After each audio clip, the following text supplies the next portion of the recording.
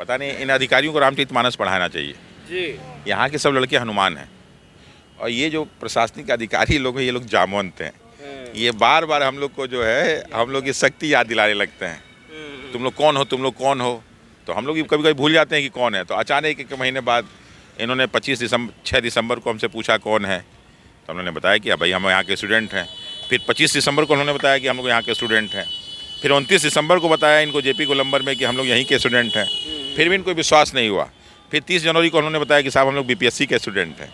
अच्छा। अब ये पूछेंगे तो लड़के कह रहे हैं कि हम लोग मुख्यमंत्री को बताएंगे कि हम लोग आपके बच्चे हैं। सर यहाँ पर सवाल यह उठता है कि अभी जो लोग यहाँ पर दिख रहे हैं वो बहुत चंद लोग हैं यहाँ मौजूद, तो कि क्या ये चंद लोग उस मौजूदगी को दर्ज करा रहे हैं जिस मौजूदगी को जेपी चौक पर देखा गया था, पटना के गांधी मैदान में देखा गया था? ये वही लोग हैं जो उस भीड़ को दर्ज करा रहे हैं? ये जो आप इस चेहरे को देख रहे हैं ना, बीपीएससी की पूरी जो लीगल टीम है ना वो सिर्फ इसी से डरती है। अच्छा, ये आपको एक व्यक्ति दिख रहा है ना? हाँ, ये आपको एक व्यक्ति। भाई ऐसा क्या है तुम्हें जो पूरी टीम तुमसे डर रही है? नहीं, ये बात आप बीपीएससी के अधिकारियों से पूछिए कि राम कश्यप कौन है। अच्छा, इनसे मत पूछिए, आप जाके बीपीएससी के अधिकारियों से कि राम कश्यप कौन है तो आपको मालूम हो जाएगा।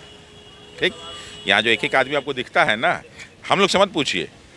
यहाँ के प्रशासन लोग जो है बीपीएससी की लंका जलाने वाले हनुमान है। नहीं, हम हाँ, बीपीएससी की तो लंका जो है कई बार जल चुकी है। वो बार बार बनाने की कोशिश कर रहे हैं। वो कह रहे हैं कि साहब ये बार बार अपने जो है विश्वास स्थापित करने की कोशिश कर रहे हैं। यहाँ कौन कौन क्या है ना, हम लोग बताने की आवश्यकता नहीं। जाके प्रशासन किसी भी अधिकारी से पूछ ले कि ये लड़का कौन है, ये लड़का कौन है। सब लोग जान रहे हैं। जो नौकरी में है वो भी जान रहे हैं, जो रिटायर लोग हो चुके हैं वो भी जान रहे हैं, और जो आने वाले हैं वो भी तैयारी कर रहे हैं कि अच्छा यही लोग हैं क्या। ठीक है, तो ये जो आपको संख्या दिख रही है ना, जब कभी संख्या आपको काउंट करना हो तो हम लोग आपको बुला लिया करेंगे। क्या नाम हुआ आपका भाई? मेरा नाम राम कश्यप है। क्या किया आपने ऐसा जो ये सर बता रहे हैं कि बीपीएससी के सारे लोग आपको जान रहे हैं, बड़े बड़े अधिकारी आपको जान रहे हैं? वो 4 तारीख को पता चलेगा। अगर 4 नहीं हुआ तो फिर आगे पता चलेगा, लेकिन बीपीएससी को पता तो चलेगा इस बार। नहीं, सर तो बता रहे हैं कि आपको जान रहे हैं बीपीएससी के सभी लोग। हाँ, तो हम सब तो हर काम मचाए होंगे। नहीं, हम सब मिल करके सामूहिक प्रयास किए। ठीक है, कि बीपीएससी को जो है न्यायालय तक घसीटा जाए, क्योंकि बहुत सारे बच्चों जो मासूम बच्चे होते हैं, जो मान लीजिए 2000 वैकेंसी इस बार थी, तो कितने लोग फॉर्म भरे, आशा भरी निगाहों से फॉर्म भरते हैं। चाहे TRE 3 देखिए, ठीक है, तो बच्चे लाइब्रेरी में इतना मेहनत से पढ़ते हैं और एग्ज़ाम हो प्रायोजित तरीके से इस तरह से हो जाए। बापू परीक्षा में आप देख ही रहे हैं कि हर 5 बच्चे में से एक बच्चा सेलेक्ट हो जाए, सबसे ज़्यादा विद्वान वही तो उसी सेंटर में नहीं बैठा हुआ था। उसके बाद भी अदर सेंटर पे कहीं माइक से अनाउंस हो रहा हो, कहीं CCTV अभी लग ही रहा हो। समझ रहे हैं?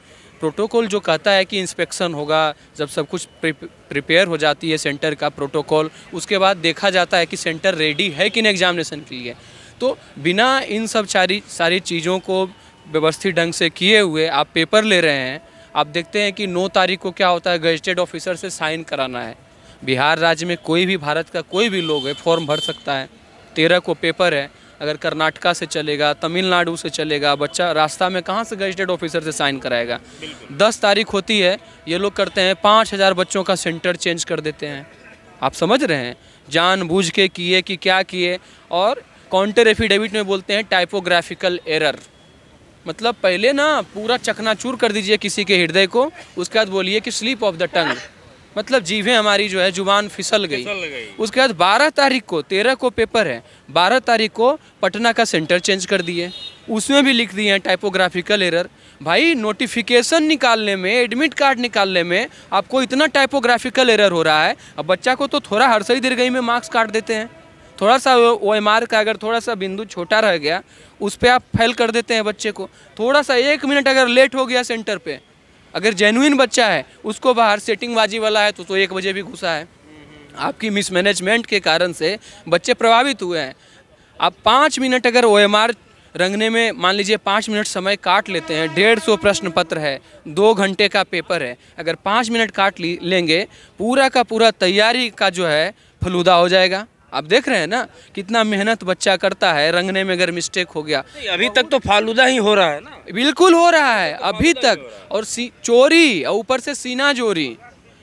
मेंस का निकाल दिए। अलग जो डिपार्टमेंट है कल्याण समाज वाला जो है वो क्या कर रहा है, 50,000 के लिए फॉर्म निकाल दिया, 28 तारीख तक अंतिम तिथि। अभी भी मतलब समझ में नहीं आया है कि मामला न्यायालय में है, न्यायालय का हम कद्र करते हैं और अभी हम रुक जाएं, तो वहाँ अभी भी नहीं है। सरकार इतना असंवेदनशील हो चुकी है कि हमारी बात सुन नहीं रही है।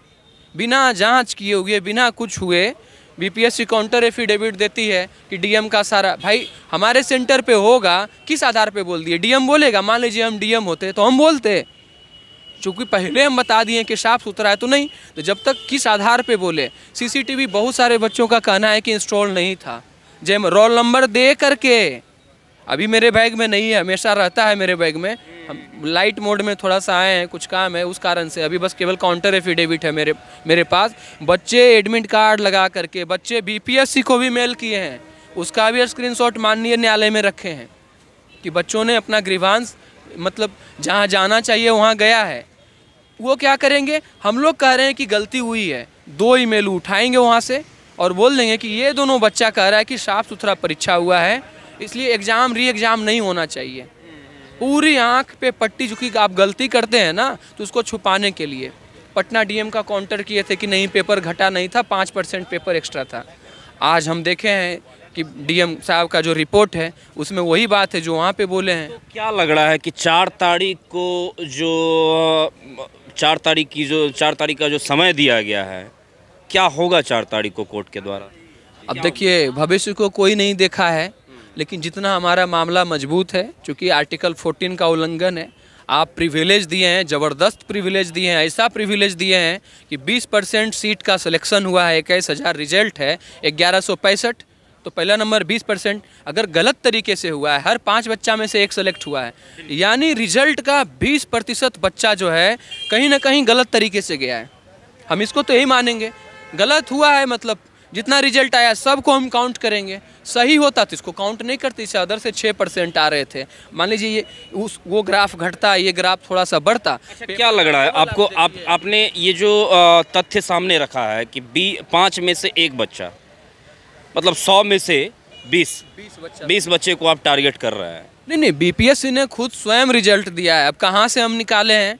तो रोल नंबर जो चिपका हुआ था बापू परीक्षा में, सेम ही रोल नंबर अलॉट हो गया 4 तारीख में। कितनी बड़ी मतलब गलती है। एक तो समय ज़्यादा मिल रहा है, पेपर का पता चल गया पैटर्न क्या होगा, ठीक है, पूरा का पूरा। 13 तारीख वालों के लिए एलिमेंट ऑफ सरप्राइज था। हम लोग 68वीं और 69वीं के पैटर्न पे पढ़ के गए, जो माननीय अतुल प्रसाद ने मतलब एक स्टैंडर्ड सेट करने का प्रयास किया और वो बहुत अच्छा पेपर था, उसको पढ़ के गए। वहाँ गए तो रेलवे और ग्रुप डी जैसा पेपर, हम हल्का नहीं कर रहे हैं रेलवे ग्रुप डी को, मजाक नहीं उन लोगों का उड़ा रहे हैं, लेकिन जो एनालिटिकल जो लिखने वाली परीक्षा है, अगर आप उसमें फैक्ट पूछेंगे कि पटना साहिब कहाँ पे है, लीची कहाँ पे उग रहा है, ऐसे ऐसे अगर आप प्रश्न पूछेंगे तो स्वाभाविक है जो बाहर के बच्चे हैं वो लीची या लाचा नहीं ना पढ़ेंगे।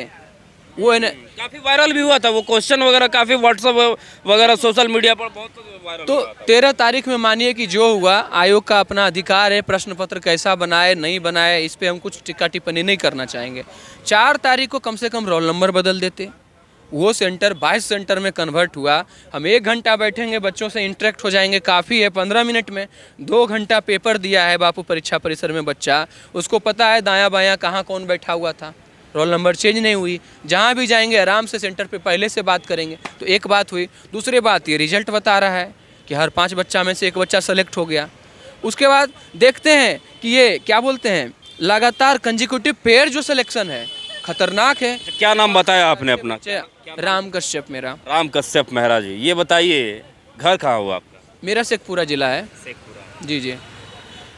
आए थे तो पढ़ने के लिए? बिल्कुल आए थे, लेकिन यहाँ लड़ाई करना पड़ रहा है। पढ़ाई और लड़ाई दोनों करनी पड़ रही है। सरकार जो है हमारा 1 साल बर्बाद किया है। ये लड़ाई से मतलब कि डर नहीं लग रहा है कि ये जो लड़ रहे हैं कुछ ऐसा हो जाए कि पढ़ाई मेरी बाधित हो जाएगी? पढ़ाई बाधित हो भी जाएगी तो कोई फर्क नहीं पड़ता है। दुनिया में बहुत कुछ है, अगर आपका व्यक्तित्व अच्छा है तो आप जिस क्षेत्र में जाएंगे, जहाँ भी जाएंगे, आप एक अच्छा वक्ता बन करके, आप जितना नॉलेज परसीव करते हैं आप वहाँ पे जा कर के, आप यूट्यूब पे तमाम लोग पढ़ा रहे हैं, वहाँ पढ़ा सकते हैं। लेकिन अन्याय अगर हो रहा है, अन्याय देखना भी पाप है, तो हम कैसे देखें? हमारे ही साथ हो रहा है, हमारे भाइयों के साथ हो रहा है, हम तो पढ़ने के लिए आए ना। आपने भी लाठी का मार खाया है क्या? 6 तारीख को खाए, 29 तारीख को 2 हमको भी लगा है, राष्ट्रगान गाते हुए लगा है। प्रशासन एक वीडियो वायरल हो रहा था जिसमें एक व्यक्ति रोड पर जो है सैल्यूट करके जो है मतलब कि राष्ट्रगान गा रहा था और उसके ऊपर जो है पानी से बरसात की जा रही है। मैं गा रहा था, मुझे पुलिस वाला गाली दिया है। वो गाली इस प्रकार की तस्वीर जो है कहीं देखने के लिए नहीं मिलेगी। नहीं मिलेगी भाई। जब तक राष्ट्रगान अगर उस तरह का आतंकवादी भी है, अगर लग रहा है पुलिस को कि नहीं इसके पास मतलब आर्म नहीं है, हार्म नहीं पहुंचा सकता है, तो राष्ट्रगान का सम्मान करना प्राथमिकता होनी चाहिए। आप समझ रहे हैं, हम लोग छात्र हैं और उतना लगभग 30-35 हज़ार से ज़्यादा भीड़ थी उस समय जेपी गोलंबर के पास, और बच्चों ने कुछ भी एक शीशा तक नहीं तोड़ा। ट्रैफिक स्मूथली जा रहा था। उस बच्चे पे आप वाटर कैनन चलाए ठंडा के समय में, वो भी पानी। सिर्फ आगे बढ़ रहे थे बच्चे सिर्फ और सिर्फ आगे बढ़ रहे थे, किसी प्रकार की कोई उत्पात नहीं, उस समय आगे भी नहीं बढ़ रहे थे, बस जेपी गोलंबर के पास रुके हुए थे। जब प्रशांत किशोर पीछे हट गए तो हमारे रमांशु सर थे वहाँ बैठे हुए थे, ठीक है, और सारे बच्चे वहीं बैठे हुए थे, आगे बढ़ भी नहीं रहे थे। हालांकि हमारा अधिकार है, हम क्यों नहीं आगे बढ़ेंगे, हम अपना आवाज़ क्यों नहीं निकालेंगे। हम जब आप नहीं सुन रहे हैं, नहीं भगत सिंह बोलते हैं न कि अगर बहरा है तो क्या चाहिए, धमाके की ज़रूरत होती है। चाहे शब्द का धमाका हो, बोली का हो, कोटेशन का, हस्ताक्षर अभियान हो, पोस्ट कार्ड कैंपेन हो, चाहे जैसे भी हो। तो हम तो ऐसे ही बता रहे थे कि आप आओ, सुन लो, आपके अधिकारी जिस तरह से आए, प्रशासन आपका आया, सब आपको इन्फॉर्मेशन है। हम लोग माननीय चीफ सेक्रेटरी के पास गए, माननीय राज्यपाल महोदय के पास गए, कहाँ कहाँ नहीं गए। तो कुछ लोग प्रवक्ता आते हैं, बोलते हैं कि हमको इसका वोट नहीं चाहिए। बड़े बड़े पोस्ट पे रहे हैं वो, मतलब सरकार में बड़ा शिक्षा मंत्री तक रहे हैं, उनको कहना है कि हमको बीपीएससी विद्यार्थी का वोट नहीं चाहिए। तो हम उनको बता देते हैं कि 700, 800, 1600 वोट से जीते थे पिछली बार।